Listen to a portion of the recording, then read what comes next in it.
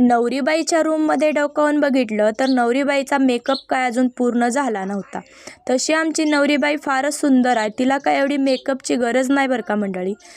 तरी पण मेकअप सुरू होता. ही आहे आम्ही घेतलेली नवीन गाडी. मांडव तर सगळा सजलेला होता बरं का मंडळी. ब्राह्मण काका पण येऊन बसलेले होते, सगळे पाहुणेरावळे पण जमलेले होते आणि मी आणि ओवी पण मस्त असं मांडवात जाऊन बसलो होतो.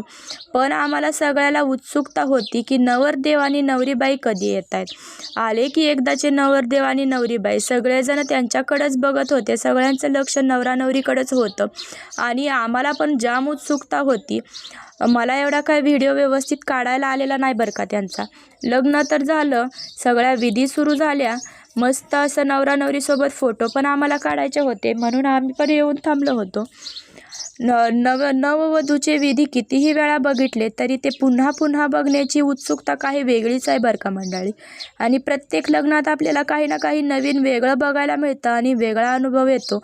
सगळ्या पाहुण्यांच्या गाठीभेटी पडतात, तो एक वेगळाच नवीन आनंद असतो.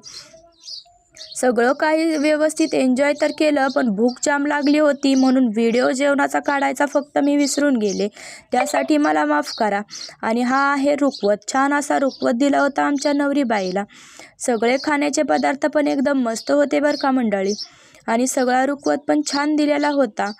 आणि या करंज्या तर एवढ्या छान होत्या ना की बघूनच तोंडाला डबल पाणी सुटलं जेवण केलं तरी. पण चला तर मग.